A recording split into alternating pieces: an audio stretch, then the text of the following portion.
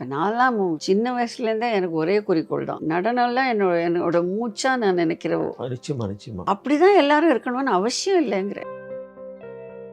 ஒரு 300 மைலுக்கு அண்ணன்டேருந்து காரை எடுத்து ஓட்டிட்டு வந்து இங்கே பார்த்துட்டு அவங்க திரும்பி போகணும். இப்போ அவங்களுக்கு சாப்பாடு போட்டு தான் ஆகணும். இங்கே மயிலாப்பூர்லேயே இருக்கிறவங்க வந்து வாசல்ல கற்பக மேஸ் இருக்கும்போது எதுக்கு அது? அவளுக்கு ஒரு பிஸ்னஸ் ஆகுதுன்னு வச்சுக்கோங்களேன். ம். கேட்ரர்ஸ்க்கு ஒரு பிஸ்னஸ். அதனாலேயே பசங்க பயப்படுறாங்க இல்லையா? ஐயோ! பயங்கர செலவாகும். ஃப்ளூயிடிட்டி ஆஃப் மூமெண்ட்ஸ் ம். அப்படி பண்ணக்கூடியவா தான் அப்சரஸ். அப்போ நடனம் நம்ம ஆடும்பொழுது விரைச்சிண்டு மூங்கில் கை மாதிரி வச்சுட்டு இருந்தாக்கே அதில் ஒரு அழகு படாது. அது அதனால ட்ரில் மாரி ஆயிடுது லாஸ்யம் பல இடங்கள்ல. அதை விட மோசமாக சொல்கிறேன், ரொபோட்டிக்காக இருக்கக்கூடாது. என்னோட அண்ணி ஷாம்லா பாலகிருஷ்ணன் அவ பெரிய ஒரு ஆராய்ச்சியாளர். எங்கள் அண்ணாவை கல்யாணம் பண்ணிக்கிறதுக்கு முன்னாலேயே குறவஞ்சி மட்டும் ஒரு 60 குறவஞ்சி கண்டுபிடிச்சிருக்கா. நாட்டு பாடல்கள்லாம் நிறைய ஆராய்ச்சி பண்ணியிருக்கா. சொல்லப்போனா அந்த பாடல்கள் தான் இளையராஜா இன்ஸ்பயர் ஆனாங்கிறது கூட ஒரு காலத்துல பேசப்பட்டது. இன்ஸ்பயர் மட்டும் இல்லை, காப்பியே பண்ணியிருக்கு. ஏன் நம்ம தப்பாக சொல்லலாம், உள்ளது தான் சொல்கிறேன். எங்களுடைய அண்ணியோடைய அந்த எல்பி ஃபோக் மியூசிக் ஆஃப் தமிழ்நாடுங்கிற அந்த எல்பி, அதில் அன்னக்கிளி நான் தான் பாடியிருக்கேன் மலேசியா வாசுதேவோட. அதில் இருக்கிற பாட்டெல்லாம் நிறையா ராஜா யூஸ் பண்ணியிருக்கார். எங்களுக்கு ரொம்ப சந்தோஷம். அதை பற்றி நாங்கள் காப்பி ரைட் போட்டு கேஸ் போட போகிறதில்ல.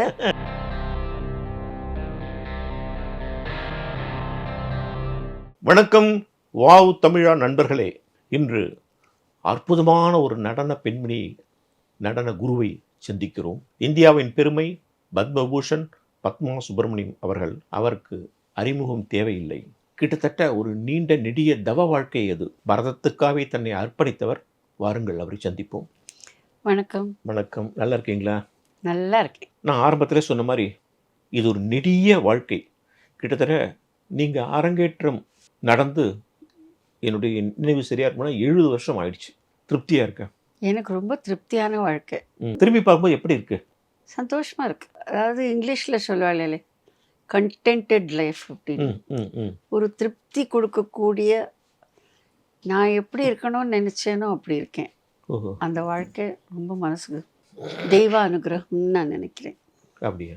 அப்பா அம்மா கொடுத்த ஒரு பெரிய ஆசி, என்னுடைய குரு, அதை தவிர ஆன்மீக குரு, நடமாடும் தெய்வமாக இருந்த மகா பெரியவர், காஞ்சி பெரியவர், அந்த ஆசையோட நிழல்ல நான் வளர்ந்தவ.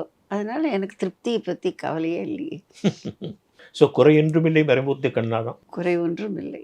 உங்களை மாதிரி டாப் பரதநாட்டிய பெண்மணியில் பார்க்கும்போதுலாம் எனக்கு ஒரு சமீப காலத்தில் ஒரு சந்தேகம் வரும். அதுலேருந்து ஆரம்பிப்போம். நீங்கள் சித்ரா விஸ்வேஸ்வரன், மாளவிகா சர்க்கை, அலமேல்வல்லி, டாக்டர் லக்ஷ்மி ராமசாமி, இது மாதிரி பெரிய டாப் ஆர்டிஸ்ட் நிறைய பேர் இருக்காங்க. என்ன இதெல்லாம் நீங்கள் எல்லாருமே ஒரு கொஞ்சம் வருஷம் முன்னாடிலேருந்தே நீங்கள் டாப்பில் இருக்கீங்க. ரொம்ப வருஷம் முன்னாடிலேருந்து உங்களை பொறுத்தவரைலாம் பல பேர் கொஞ்சம் வருஷம் முன்னாடியே டாப்பில் இருக்காங்க. ஆனால் அதற்கு பிறகு நிறைய பரதநாட்டியம் அரங்கேற்றம் நிறையா நடக்குது. நிறைய ஆல்மோஸ்ட்டு சூப்பர் சிங்கர் மாதிரி நிறையா நடந்துகிட்டே இருக்குது. ஆனால் பல பேர் கொஞ்ச நாள் கழித்து பார்த்தா அவங்களாம் எங்கே இருக்காங்கன்னு தெரியல. ஏன் பரதநாட்டிய உலகத்தில் தொடர்ந்து உங்களை மாதிரி பயணிக்கிறவங்க ரொம்ப கம்மியாக இருக்காங்க? இதுக்கு காரணம்னு கண்டுபிடிக்கிறது கஷ்டம். ஆனால் ஒன்று, இந்த கலைகள் எல்லாம் பாரதிய வித்யா அப்படின்னாக்கே, வித்யானாலே எஜுகேஷன் அர்த்தம். பாரதிய வித்யாவை சேர்ந்தது இந்த சங்கீதம், நாட்டியம், சரி, சித்திரம், இதெல்லாம் குழந்தையிலேருந்து கற்றுக்க வேண்டிய விஷயங்கள். நம்ம இது எல்லாத்தையும் நுண்கலைன்னு சொல்கிறோம் இல்லையா? Fine arts. அந்த நுண்கலை எதுக்காக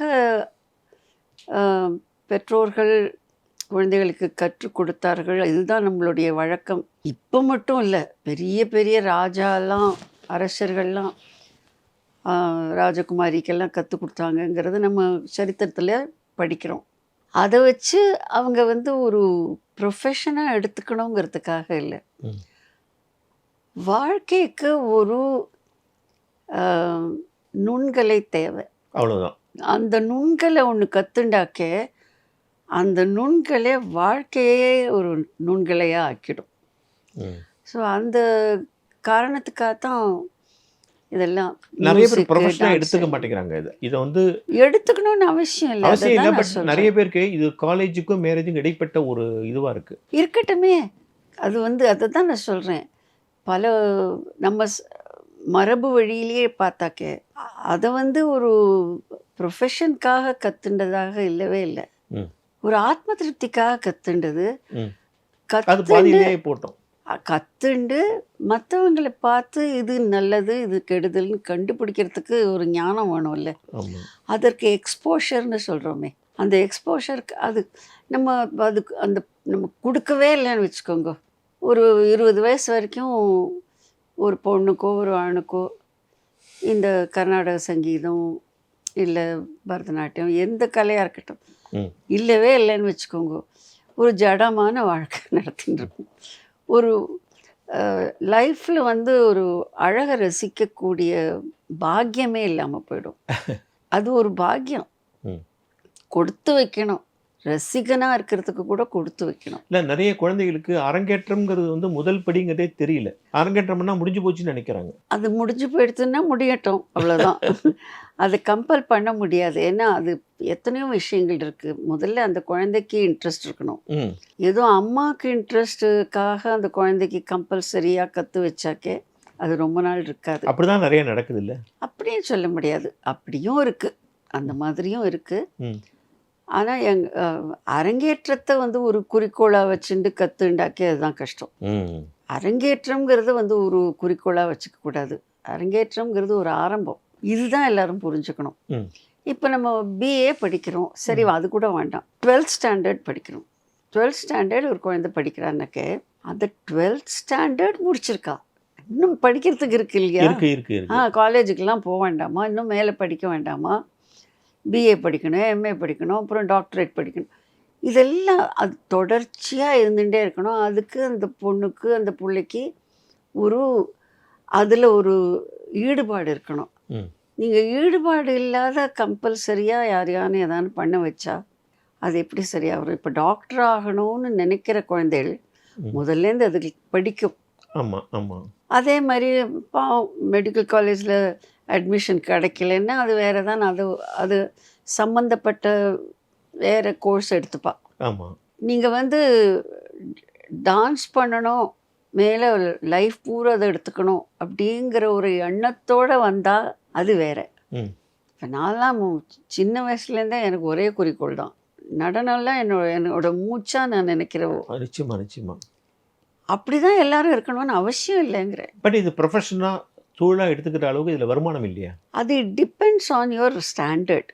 வருமானம் இல்லைன்னு நான் சொல்ல மாட்டேன், ஆனால் அந்த வருமானத்தை நம்பி இதை கற்றுக்க முடியாது. இல்லை, டீச்சர்கள் சம்பாதிக்கிற அளவுக்கு ஸ்டூடெண்ட் சம்பாதிக்க முடியலையே. டீச்சர்ஸ் இப்போ தான் சம்பாதிக்கிறா. முன்னால் என்னோட டீச்சர்ஸ்லாம் அப்படி சம்பாதிச்சது இல்லை, இப்போ சம்பாதிக்கிறா. அதோட இப்போ என்னன்னாக்கா அதில் ஒரு மோகம், ஒரு ஆர்வங்கிறத விட இதில் ஒரு மோகம் இருக்குது. கொஞ்சம் வருஷம் இருக்க அது வரைக்கும் இருக்கும். அதுவும் இப்போ வெளிநாட்டிலலாம் வேறு நம்பினவங்கெல்லாம் நிறைய பேர் அங்கே போயாச்சு. அவங்க நம்மளுடைய கலாச்சாரத்தோடு ஒட்டி இருக்கணும்னு அந்த ஆர்வம் இருக்குது. இல்லைன்னா அந்த குழந்தைகளுக்கு ஒன்றுமே தெரியாமல் போயிடும். ஆமாம். அமெரிக்காவில் இருந்தால் அமெரிக்கனைஸ் ஆகிடும். ஆமாம். அதனால் இந்த கலைகள் எல்லாம் தான் பாரதிய ஒரு பண்பாடோட இந்த கலாச்சாரத்தோட ஒரு தொடர்பு இருக்குன்னாக்கே அதுக்கு கண்டிப்பாக இந்த சாஸ்திரிய கலைகள், பாட்டாக இருக்கட்டும், இல்லை கர்நாடக சங்கீதத்தில் ஏதோ ஒரு வயலினோ ஏதோ ஒன்று கற்றுண்டு டான்ஸ் கற்றுண்டாக்கே இந்த கலாச்சாரத்தோட ஒரு சம்பந்தம் இருக்கும் வாழ்க்கையில். அது இங்கேயே இருக்கிறவங்களுக்கும் ஒரு முக்கியம், இங்கே விட்டு வெளியில் போகிறவங்களுக்கும் ரொம்ப அவசியம். சில சமயம் இப்போல்லாம் பார்த்தாக்கே இந்தியாவில் இருக்கிறவளை விட இந்தியாவை விட்டு வெளியில் போய் தங்கி இருக்கிறாங்களே அந்த பெற்றோர்கள் அவங்களுடைய ஒரு கவலை, நம்ம குழந்தை இந்த கலாச்சாரத்தை விட்டுடக்கூடாது அப்படிங்கிற கவலையிலேயே இதெல்லாம் கற்றுக் கொடுக்குறாங்க. பரவாயில்ல. அங்கேயும் நிறைய அமெரிக்காலெலாம் ஸ்கூல்ஸ் நடக்கிறது. ஸோ இந்த கவலை வரணும்னா வெளிநாடு போகணும் போல இருக்கு. ஆனால் வந்து நிறைய டீச்சர்கள் வந்து பழைய குற்றச்சாட்டு தான், ஒரு கல்யாண செலவு மாதிரி இழுத்து விட்டுறாங்கன்னு சொல்லி இந்த கலைக்கு உள்ள வர்றதுக்கு இருக்கு. பயப்படுறாங்களே, அது ஒரு பயப்படுறாங்களே. இல்லை, அப்படி ஒரு இருக்கு, இல்லைன்னு சொல்ல எதுக்கு முடியாது. சாப்பாடு போடணும், டீச்சர்களுக்கு வந்து குருநாதர்களுக்கு அது முறை வைக்கணும்னு இப்படிலாம் பண்ணா எப்படி வருவாங்க அதுக்கு? அப்போல்லாம் நான்லாம் கற்றுக்கரிச்சே சலங்க பூஜைன்னு ஒன்று, ஆமா. அதை வந்து இப்போ ஒரு கல்யாணம் மாதிரி பண்ணுறாங்க. அந்த மாதிரிலாம் எதுக்கு பண்ணதே சாப்பாடு போடணும் கிடையாது. மேடம்? சாப்பாடு போட்டதெல்லாம் கிடையாது, முன்ன கிடையவே கிடையாது. இல்ல, இது 300 பேருக்கு சாப்பாடு போட்டா என்ன ஆகும்? இது பெற்றோர்கள் பண்ணுற வேலை. இது இந்த பெற்றோர்களுக்கு நான் நினைக்கிறேன் இன்ஸ்பிரேஷன் அமெரிக்காவில் நடக்கிற அரங்கேற்றம். அமெரிக்காவில் இப்போ ஒரு பிரின்ஸ்டனில் வந்து ஒரு ஒரு குழந்தைக்கு அரங்கேற்றம்னா ஒரு 300 மைலுக்கு அண்ணன்டேருந்து காரை வச்சு ஓட்டிட்டு வந்து இங்கே பார்த்துட்டு அவங்க திரும்பி போகணும். அப்போ அவங்களுக்கு சாப்பாடு போட்டு தான் ஆகணும். ம். அது அர்த்தமுள்ள ஒரு டின்னர். இங்கே மயிலாப்பூர்லேயே இருக்கிறவங்க வந்து வாசல்ல கற்பக மேஸ் இருக்கும்போது எதுக்கு அது? அவளுக்கு ஒரு பிஸ்னஸ் ஆகுதுன்னு வச்சுக்கோங்களேன். கேட்ரர்ஸ்க்கு ஒரு பிஸ்னஸ்ஸு. இது ஒரு எங்கள் நடனப்பள்ளியில் நாங்கள் அதை என்கரேஜ் இல்ல, பண்ணுறது ஒரு இல்லை. அதனாலேயே பசங்க பயப்படுறாங்க இல்லையா? ஐயோ பயங்கர செலவாகும் அப்படிங்கிறாப்புல ஆயிடுது இல்லையா? அது ரொம்ப அதுல வேற ஒருத்தருக்கு ஒருத்தர் ஒரு ஏக்கம் வந்துடுது. அவங்களுக்கு அவ்வளோ செலவு பண்ணாங்க, அந்த பொண்ணுக்கு நமக்கே பண்ண முடியலன்னு ஒரு தாழ்வு மனப்பான்மை வந்துடுது. ரொம்ப வாஸ்தவம். ஆ? இந்த சலங்க பூஜைக்கு அரங்கேற்றவங்க அப்புறம் இருக்கட்டும், இந்த ஒரு ஜெதீஸ்வரம் முடியறதுக்கு முன்னால் சலங்க பூஜைன்னு பண்ணி அதை ஒரு பெரிய வைபவமாக ஆக்கிறது, இது வந்து இந்த டீச்சர்ஸ் பண்ணக்கூடாதுன்னு நான் அப்பீல் பண்ணியிருக்கேன். ஆல்ரெடி நான் இன்டர்வியூலாம் கூட கொடுத்துருக்கேன் இதை பற்றி. இப்போவும் நான் சொல்கிறேன், அது சரியில்லை. இட்ஸ் நாட் அது ஒரு கலைபுரம் ஆயிடுது. It's not fair. பரதநாட்டியம் தெரிந்த பெண்களுக்கு பல பேருக்கு வந்து சங்கீதம் தெரியல. சங்கீதம் தெரியணும் இல்லையா? கண்டிப்பாக தெரியணும். அதனால தான் எங்களுடைய நிருத்யோதயா பள்ளியில் சங்கீதத்தை நாங்கள் கம்பல்சரி ஆக்கிட்டோம். ஓஹோ. 2-3 விஷயம் கம்பல்சரி. 7 வயசில் தான் சேர்த்துக்கிறோம், அதுக்கு முன்னால் சேர்த்துக்க மாட்டோம். 7 வயசில் சேர்த்துப்போம். அப்போவே சரிகம பதனி ஆரம்பிச்சிருவோம், side by side. Side by side. அதோடு சேர்த்து நார்த் இந்தியன் குழந்தையா இருந்ததுனாக்கே தமிழ் படித்தானோ, ம். தமிழ் எழுத படிக்கணும். ம். இல்லை நம்பூர் குழந்தைகளாக இருந்ததுன்னா சான்ஸ்கிரிட் படித்தே ஆகணும். ம். ஏன்னா நாட்டு சாஸ்திரம் படிக்கிறச்சே அதெல்லாம் படிக்கவான்னு தெரியணும். பெரிய விற்பனராக ஆகணுன்ட்டு அவசியம் இல்லை இப்போது. ஆனால் ஓரளவுக்கு தெரியணும். இந்த 2 லாங்குவேஜ் தெரியாமல் அபிநயிக்க முடியாது. முடியாது. நிறைய பேருக்கு வந்து ரொம்ப சின்ன வயசில் கற்றுக் கொடுக்கும்போது இந்த லாசியம் விஷயங்கள்லாம் எப்படி கற்றுக் கொடுப்பீங்க? ரொம்ப கஷ்டமாச்சு அது. ஒரு 16 வயசு ஆனால் தானே மெச்சூரிட்டி வரும். நீங்கள் சொல்கிறது சிங்காரங்கிறத ஆமா, சொல்கிறேன். ஆமா. லாஸ்யம்ங்கிறது வேற, சிங்காரங்கிறது சரி, வேற. சிறுங்காரமே வச்சு. லாஸ்யம்ங்கிறது வந்து நம்ம பண்ணுற அசைவுகள் அதில் வந்து ஒரு நளினம் இருக்கணும். ம். இப்போ சொல்லுவோம் ஊர்வசி ரம்பையெல்லாம் இந்திரனுடைய சபையில் ஆடினாங்க, பெரிய நடன விற்பனர்கள் சொல்கிறோம். அவங்களுக்கு என்ன ஒரு காமன் பேர் என்ன, அப்சரஸ். ம். ம். அப்சரஸ்ன்னு சொல்கிறோம். அப்சரஸ்னால் என்ன அர்த்தம்? அப்புனாக்கே சான்ஸ்கிரிட்டில் தண்ணின்னு அர்த்தம். சரஸ்னா நகர்வது. தண்ணியில் நகரக்கூடிய அந்த மீன் எப்படி வளைஞ்சு வளைஞ்சு அதுக்கு ஒரு லாவகம் இருக்கும் இல்லையா, ம். ஃப்ளூயிடிட்டி ஆஃப் மூமெண்ட்ஸ், ம். அப்படி பண்ணக்கூடியவா தான் அப்சரஸ். அப்போ சரி. நடனம் நம்ம ஆடும்பொழுது விரைச்சிண்டு மூங்கில் கை மாதிரி வச்சுட்டு இருந்தாக்கே அதில் ஒரு அழகுப்படாது. அதனால அது drill மாதிரி ஆயிடுது லாஸ்யம் பல இடங்கள்ல. ட்ரில் மாதிரி பண்ணக்கூடாது. அதை விட மோசமாக சொல்கிறேன், ரொபோட்டிக்காக இருக்கக்கூடாது. ம். அது அந்த மாதிரி ஆடி பிரயோஜனம் இல்லை. அது ரொம்ப ஆணுக்கும் தேவையில்லை, பெண்ணுக்கும் தேவை, 2 பேருக்கும் தான் தேவையில்லை. ஃப்ளூயிடிட்டி ஆஃப் மூமெண்ட் கண்டிப்பாக வேணும். நீங்கள் சொல்லக்கூடிய அந்த சிங்கார ரசம் ஒரு வயசுக்கு மேலே தான் கற்றுக் கொடுத்தா அதுக்கு நல்லா முன்னாடி இருக்கு. பக்தி ரசம் தான். பக்தி ரசம் லைஃப் பூரா இருக்கணும். ம். முதல்லேருந்து ஆரம்பிச்சு இதுக்கப்புறம் எனக்கு பக்தி வேண்டாம்னு சொல்லக்கூடாது. இல்ல, இல்ல. பக்தி அது இல்லாத அப்புறம் ஒன்றுமே சேர்ந்துரும். கிடையாது. ஆமா. இன்ஃபேக்ட் இதுவே ஸ்ருங்காரமே ரைட்லி ஸ்பீக்கிங் ஒரு உத்தம, மத்தியம, அதமாங்கிற மாதிரி 3 கிரடேஷன் இருக்குது. ஆமா. உத்தமங்கிறது ரொம்ப ஒசத்தியான ஸ்ருங்காரம், ஆமா. மத்தியமங்கிறது சுமார், அதமாங்கிறது மோசமானது. சரி. இந்த உத்தமத்தில் தானே நம்ம எல்லாமே நம்ம ஆசைப்படுறது. முதல்ல கிளாஸில் ஃபஸ்ட் வரணுங்கிறது உத்தமம் தானே. ஆமா, ஆமா, நிச்சயமா. லைஃப்பில் ஃபஸ்ட் வரணுங்கிறதும் உத்தமம் தான். ஆமா. கேரக்டரும் உத்தமமாக, மத்தியமமாக, அதமான எல்லாரையும் பார்த்து நம்ம ஜட்ஜ் பண்ணிடலாம் ஈஸியாக. அதை போன்ற பாத்திரங்களை எடுத்து கையாள்வதற்கு ஓரளவுக்கு அறிவுபூர்வமான புரிதல் வேணும். புரிஞ்சுக்கணும், முதல்ல புரிஞ்சுக்கணும், அதை எக்ஸ்ப்ரெஸ் பண்ணணும். அதுக்கு ஓரளவுக்கு ஒரு 18 வயசான ஆகணும். நீங்கள் வந்து உங்களுடைய ரிசர்ச் சப்ஜெக்டே கருணாஸ், 108 கருணாஸ். கருணாஸ் மேலே என்ன அப்படி ஒரு கரணங்கள்னு சொல்லுவோம் தமிழில், அதில் என்ன உங்களுக்கு அப்படி ஒரு ஈடுபாடு வந்தது? நான் ரொம்ப சின்ன வயசில் இந்த கரணங்கிற பேர் கூட எனக்கு தெரியாது. அப்போல்லாம் நான்லாம் கற்றுக்கிறச்சே கரணங்கள்லாம் யாரும் கற்றுக் கொடுத்தது கிடையாது. இன்ஃபேக்ட் யாரையும் நம்ம எந்த குருவையும் குத்தம் சொல்லக்கூடாது. ஏன்னா இந்த ஒரு சம்பிரதாயம் மறைஞ்சு போய், அதாவது ஹோல் இந்தியாவுக்கு இந்த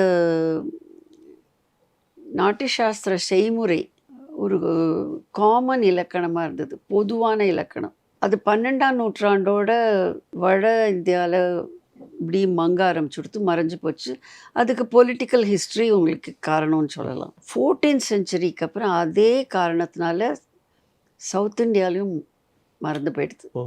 ஒன்று நான் சொல்கிறேன், கோயில்கள், நம்ம இந்து கோயில்கள் நன்னா ஒரு செழுமையோட கோயில்கள் இருந்தால்தான் நம்ம கலாச்சாரம் வளரும். கலாச்சாரத்தோட செழுமை, நம்ம ஆலயங்களுடைய செழுமை ரெண்டும் ஒன்றா வச்சுக்கலாம்.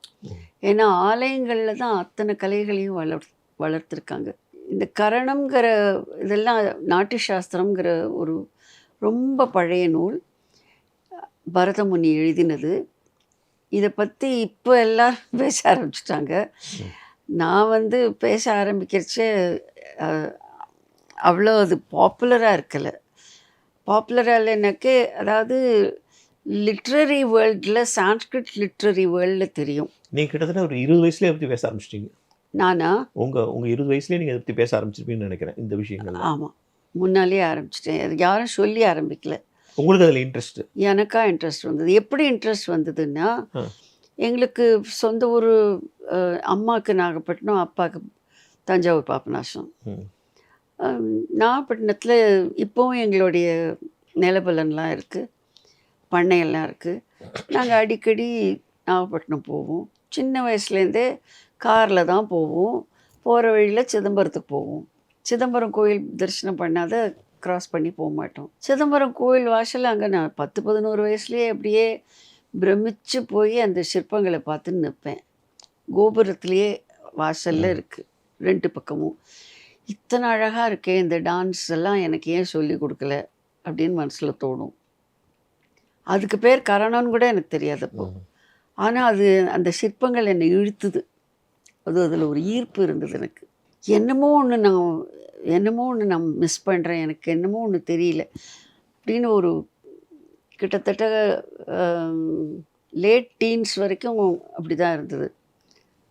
அப்போது எதிர்பாராத விதமான எங்களுடைய நிருத்யோதயாவில் அப்பா வந்து தமிழிசைக்காக பண்ணாராய்ச்சிக்கு காத்தால எவ்ரி இனாக்ரேஷன் போது ஒரு புதிய, அதாவது பழைய ஒரு நாட்டிய நாடகத்தை புதுப்பிச்சு பண்ணுவாங்க யாரானும்.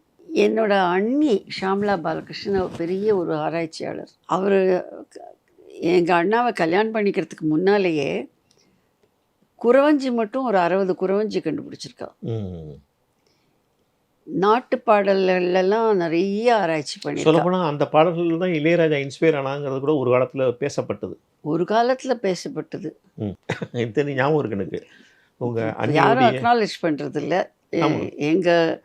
அவங்களுடைய நாட்டுப்புற பாடல்களில் இளையராஜா நிறைய இன்ஸ்பயர் ஆகியிருக்காங்கிற செய்திகள்லாம் நான் படிச்சிருக்கேன். இன்ஸ்பயர் மட்டும் இல்லை, காப்பியே பண்ணியிருக்காரு. ஏன் நம்ம தப்பாக சொல்லலாம், உள்ளது தான் சொல்கிறேன். எங்களுடைய அண்ணியோடைய அந்த எல்பி, HMV எல்பி, அது வெறும் ஃபோக் மியூசிக் ஆஃப் தமிழ்நாடுங்கிற அந்த எல்பி. அதில் அன்னக்கிளி நான் தான் பாடியிருக்கேன் மலேசியா வாசுதேவோட. அந்த அதெல்லாத்தையும் அதில் இருக்கிற பாட்டெல்லாம் நிறையா ராஜா யூஸ் பண்ணியிருக்கார். எங்களுக்கு ரொம்ப சந்தோஷம். அதை பற்றி நாங்கள் காப்பிரைட் போட்டு கேஸ் போட போகிறதில்ல. ஏன்னா அப்போவே எங்கள் அண்ணி சொல்லுவேன், காப்பிரைட் நம்ம எப்படி போட முடியும், இது நாட்டுப்புற பாடல் தானே அது? பரம்பரையாக நாட்டுப்புற பாடல், அவங்க கிட்ட போய் நான் கற்றுன்னு வந்தது, நான் எப்படி காப்பிரைட் போட முடியும்னு எங்கள் அண்ணி கேட்பா. கரெக்ட். அது தார்மீகமான ஒரு எண்ணம், அது ஒரு பெருந்தன்மை கூட. பெருந்தன்மை, தார்மீகமான எண்ணம். அது சர்ச்சைங்கிறது இருக்கத்தான் இருக்கும், ம் உண்மைங்கிறது ஒரு இடம். ம் அது எத்தனை பேருக்கு வெளியில் வருமோ தெரியாது, அது தெரியாது. பரவாயில்ல. ஆனால் ராஜா வந்து எங்களுடைய குடும்ப நண்பர், எங்களுக்கு ரொம்ப சந்தோஷம். அந்த ரெக்கார்டிங் நாங்கள் பண்ணும்பொழுது ராஜா மட்டும் இல்லை, அவருடைய தம்பி அமர், ம் அமர் கூட சேர்ந்து பாடியிருக்காரு, வாசிச்சிருக்காரு, ராஜா வாசிச்சிருக்காரு. நாங்கள்லாம் ஒன்றா பண்ணியிருக்கோம். எங்கள் அண்ணி கிட்டக்க அப்போல்லாம் சொல்லுவார், அண்ணி அண்ணி அண்ணி அண்ணி நான் காவடி எடுக்கிறேன், கிட்ட வரேன், எனக்கு இன்னொரு பாட்டு கற்றுங்க, அப்படி கற்றுன்னு இருக்கார். அவரெல்லாம் எங்கள் வீட்டில் ஒரு பிள்ளையாக வளர்ந்தவர் தான். ஓ அப்படியே. ஆமாம் ஆமாம், ரொம்ப வருஷமாக. ஸ்ரீரமணன் என்னோட அண்ணா, ம் அவருடைய ரொம்ப நெருங்கின ஒரு தொடர்பு. அப்போல்லாம் அதெல்லாம் எந்த ஊரில்? மெட்ராஸ்லேயே வெளியூர்லையா? சென்னையில் தான், சென்னையில் தானே? சென்னையில் தான். அப்போ அவர் வந்து இன்னும் சினிமாவில் பண்ணவே ஆரம்பிக்கல. நான் அந்த அப்போ பீரியடில் அன்னியோட பாட்டெலாம் எடுத்து அவரும் பாடுவார். அதெல்லாம் அன்னக்கிளி ஒன்று தேடுதெல்லாம் அங்கே கூட வாசிச்சிருக்காரு எங்களுக்கு. அவர் வாய்ச்சிருக்காரு. ம். இப்போ நான் கருணாஸுக்கு வந்துருவோம். அண்ணியோடைய ஒரு மீனாட்சி கல்யாணம்னு ஒரு whole dance drama with original music ம் அது இருந்தது. அதை வாங்கி நான் எங்கள் இதில் பண்ணுறதுக்கு இருந்தோம். அது நாங்கள் ப்ரொஃபஸர் சாம்பமூர்த்தின்னு பெரிய ஆராய்ச்சியாளர், அவர் பண்ணாராய்ச்சிக்காக தமிழிசைக்காக அங்கே பண்ணணும்னு கேட்டிருந்தார். எங்கள் அப்பா ஒத்துன்ட்டார். எங்கள் அப்பாவுக்கு எப்படின்னாக்கே கழுத்தெல்லாம் போட வேண்டாம், வாக்கு, ஒரு அவ்வளோதான். வாக்கு கொடுத்தா அது பண்ணியே ஆகணும். அது என் லைஃப்லேயும் நான் அதை கடைப்பிடிச்சுட்டே வரேன். அது 23ஆம் நினைக்கிறேன், 21 23 டிசம்பரில் இனாக்ரேஷன். 1ஆம் கூட ஆயிடுத்து. எங்கள் வாத்தியார் வழுவூராருக்கு நேரமே இல்லை, அவர் டூர் போயிட்டார். அந்த காலத்தில் கமலா ரொம்ப பாப்புலர், குமாரி கமலா. எனக்கு ரொம்ப சீனியர். ம் எனக்கெல்லாம் கமலா அக்காவுடைய டான்ஸ் பார்த்து தான் ஆடணும்னு ஆசை வந்தது. அவர் ஊருக்கு போயிட்டார். ஆனால் இந்த ப்ரோக்ராமும் நடத்தியே ஆகணும். திடீர்னு ஒரு நாள், இப்போல்லாம் நம்ம சொல்கிறோமே, இந்த ஒரு வார்த்தை யூஸ் பண்ணுறோம், எம்பவர்மெண்ட்டுன்னு சொல்கிறோமே. ஒருத்தர்கிட்ட தைரியமாக ஒரு விஷயத்தை கொடுத்து நீ பண்ணி தான் ஆகணும், அந்த நம்பிக்கையோட கொடுத்துடுறதுன்னு ஒரு விஷயம் இருக்கே. அந்த மாதிரி எங்கள் அப்பா எங்கிட்ட எம்பவர்ட் மீ. ம் இந்த மீனாட்சி கல்யாணத்தை நீயே டான்ஸ் செட் பண்ணி 23ஆம் உன் குரூப்போட பண்ணணும். எனக்கு பண்ண முடியுமா முடியாதா எனக்கே தெரியல, அது வரைக்கும் நான் ஒன்றும் பண்ணதில்லை.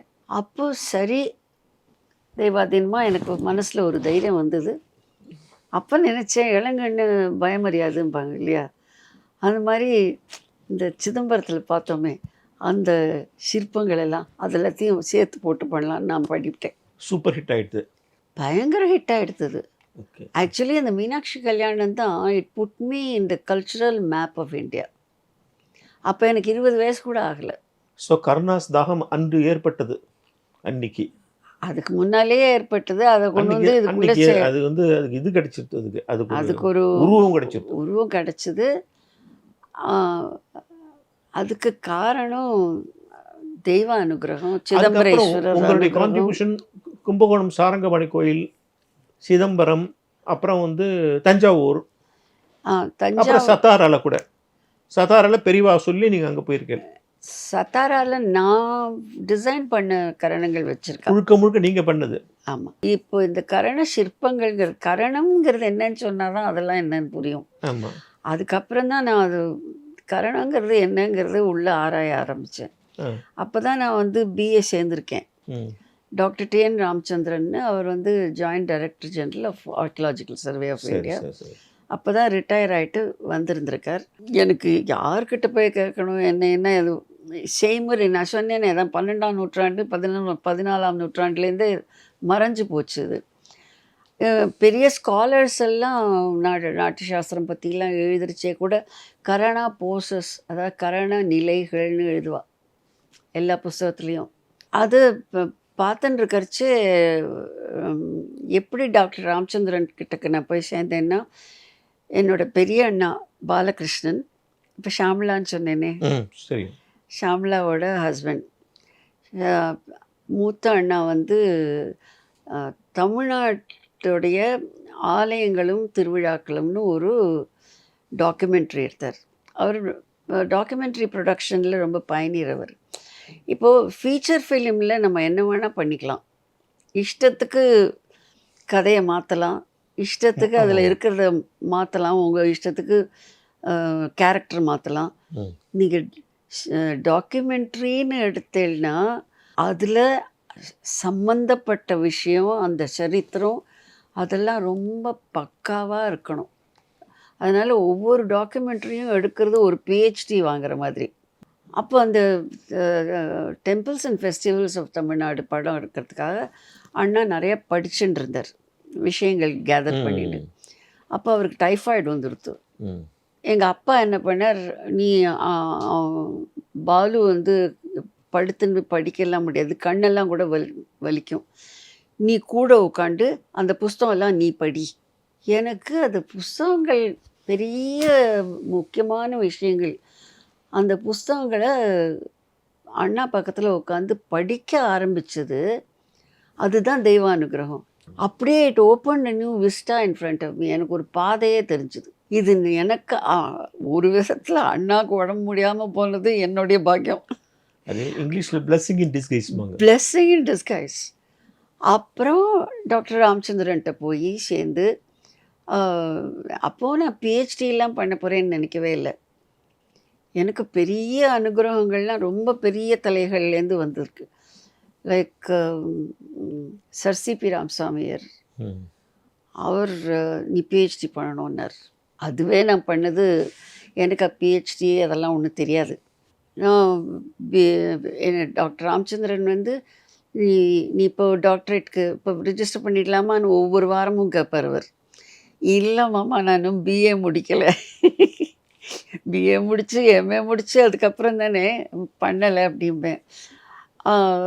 அந்த சமயத்தில் இந்த கரணம்ங்கிறது நிலை அல்ல, ஒவ்வொரு கரணமும் ஒரு அசைவு.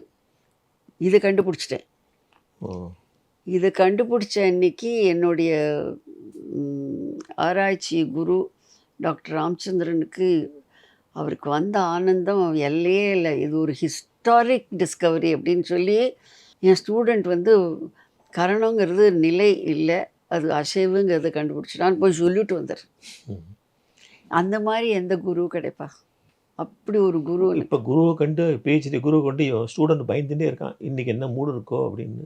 குரு அவர் பிஹெச்டி வாங்கத்துள்ளேயும் அவன் அது மட்டும் இல்லை. இப்போ என்ன இருக்குன்னா, சில குரு எல்லாம் ஸ்டூடெண்ட்டோடதை எடுத்து தன் பேரில் போட்டு பப்ளிஷ் பண்ணிடுறா. அது ரொம்ப கொடுமை. ஆமாம் ஆமாம் ஆமாம், அதுவும் இருக்குது. நான் அந்த ஃபீல்டில் இருக்கிறதுனால எனக்கு தெரியும், நிச்சயமாக நிச்சயமாக அகாடமிக் ஃபீல்டில் இருக்கிறதுனால தெரியும் எனக்கு. இப்போது அது வந்து it was a very big discovery. அதுக்கப்புறம் நான் நினச்சேன், இதை ஒழுங்காக படித்து ஒழுங்காக அதை ஒன்னொன்னையும் டாக்குமெண்ட் பண்ணணும். ஆமாம், அதுதான் என்னோட பிஹெச்டி. அதுதான் உங்களுக்கு வந்து இப்போ பல கோயில்களில் வந்து உங்களை வந்து அந்த கான்ட்ரிபியூட் பண்ண உபயோகமாக இருந்தது இல்லையா? அது தஞ்சாவூர் தான் இருக்கிறதுல பழசு. நம்ம நாட்டில் கரணங்கள், அதாவது 4வது சாப்டரில் நாட்டு சாஸ்திரத்தில் இருக்குது. அந்த எழுத்து மூலமாக அந்த ஒரு நூலில் இருக்கிறத கண்ணால் பார்க்குற மாதிரி, அன்றைக்கி வீடியோ இல்லாததுனால, ஸ்டில் ஃபோட்டோ இல்லாததுனால, ராஜராஜ சோழன் நடன துறைக்கு செஞ்ச பெரிய ஒரு, அதாவது unmatched contribution for world history of dance. அதை வந்து அப்படியே அந்த வரிசை கிரமத்திலேயே இருக்குது. நாட்டிய சாஸ்திரத்தில் 1 2 3 4 அப்படி இருக்கிற மாதிரியே அங்கே வந்து 108 இருக்கான்னு, அது கம்மியாக இருக்குன்னு எனக்கு தெரிஞ்சு. நீங்கள் சொல்கிறது ரைட்டு. அங்கே கம்ப்ளீட் ஆகலை. 108 இல்லை, 89 90 தான் இருக்கா? இல்லை, அங்கே 81 இருக்குது. அவர் கம்ப்ளீட் பண்ணலை. அதுக்கு வெறும் அந்த ஸ்லாப் செதுக்கிறதுக்கு வந்து 108க்கு கரெக்டாக போட்டு வச்சிருக்கு. அது பெரிய ட்ராஜடி. ஏன் அது 81ல் நின்றுதுன்னு தெரியாது. 81ங்கிறது சர்ப்பித்தம், சர்ப்பம் மாதிரி மூவ் பண்ணுறது. அதில் நின்று போயிடுது. அப்புறம் ரொம்ப எல்லாத்தையும் முடிச்சு நான் டாக்டரேட்லாம் வாங்கின அப்புறம் தூர்தர்ஷனுக்காக பாரதிய நாட்டிய சாஸ்திரான்னு 13 எபிசோட் நாங்கள் நிருத்யோதயாலேருந்து ப்ரொடியூஸ் பண்ணோம். அண்ணா பாலகிருஷ்ணன் தான் அதை பூரா டைரக்ட் பண்ணார். அப்போ 108ம் நானும் என்னுடைய மாணவிகளும் ஆடியிருக்கோம். அதில் இருந்தது எல்லாம். அது எப்போ வந்ததுன்னா, ராமானந்த் சாகரோடைய ராமாயணம் வந்தது ஆமா இல்லையா? ஆமா. ரயிலெல்லாம் ஒரு ஸ்டேஷனில் நிறுத்தி வச்சுன்னு பார்த்துட்டு போகுமாமே, அந்த மாதிரி அந்த ராமாயணம் ரொம்ப பாப்புலராக இருந்தது. ஞாயிற்றுக்கிழமையில காத்தால 9 மணிக்கு வரும். அதே ஞாயிற்றுக்கிழமையில சாயந்தரம் 5 மணிக்கு எங்களோட பாரதிய நாட்டிய சாஸ்திரா வரும். இந்த பாரதிய நாட்டிய சாஸ்திரா 13 எபிசோடு அது வந்தப்புறம்தான் ஆக்சுவலாக செய்முறையில் இருக்கக்கூடிய கலைஞர்களுக்கு நாட்டிய சாஸ்திரத்தை பற்றி ஒரு இன்ட்ரெஸ்ட் வந்தது. அது வரைக்கும் ஏதோ ஸ்காலர்ஸ் எழுதின்னு இருந்தாங்க, அப்படி இருந்தது. அதுக்கப்புறம் தான் வந்தது இந்த 108 கரணமும். அதில் நாங்கள் ஆடி எல்லாம் வச்சுருக்கோம். இப்போ வரைக்கும் அது வந்து எல்லா லைப்ரரிஸ்லேயும் ஆல் ஓவர் த வேர்ல்டு இருக்குது.